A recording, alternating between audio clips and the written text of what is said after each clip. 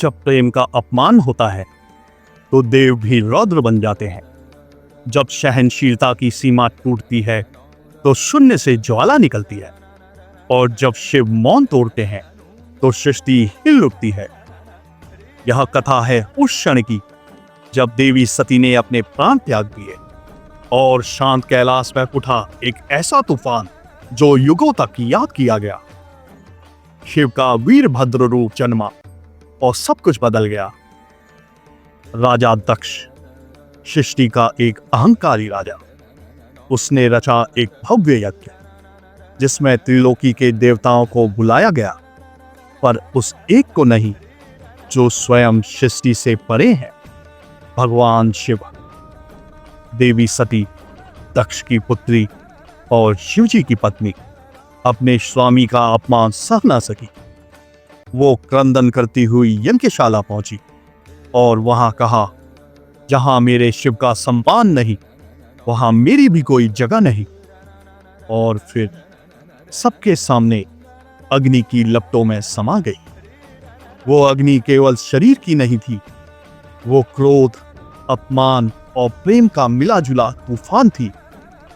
जब यह समाचार कैलाश पहुंचा, शिवजी की आंखें बंद थी, लेकिन हृदय जल रहा था। उनकी जटाएं कांपी, पृथ्वी कांपी और मौन टूटा। वो शंकर अब भोलेनाथ नहीं रहे, अब वो रौद्र बन चुके थे।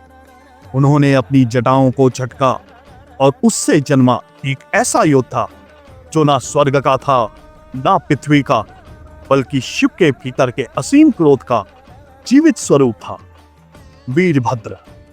वीरभद्र की आंखों से ज्वाला निकलती थी और उसकी पुकार ने ब्रह्मांड को हिला दिया।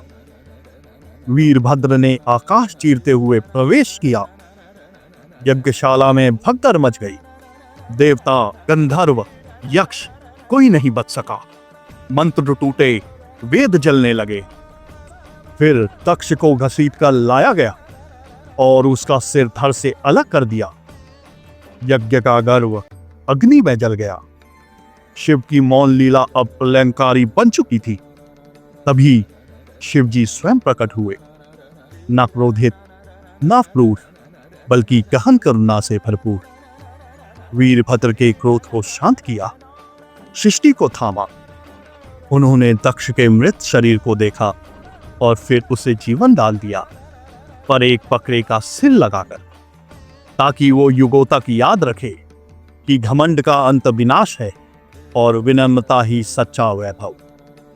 वीरभद्र कोई योद्धा नहीं था, वो तो शिव के भीतर उठे आंसू, क्रोध और न्याय की मिलीजुली अग्नि था। शिव प्रेम है, करुणा है, लेकिन जब मां सती की आंखों से आंसू बहते हैं तो वही शिव बन जाते हैं संहार के स्वामी। यह कथा हमें सिखाती है कि प्रेम कमजोर नहीं होता, और मौन साधु जब क्रोधित होता है तो समय की धारा ही बदल जाती है। अगर शिव के इस रूप ने आपके हृदय को स्पर्श किया हो तो वीडियो को लाइक करें और स्पिरिचुअलाइज चैनल को सब्सक्राइब करें, जहां हर कथा आत्मा से जुड़ती है। नमस्कार।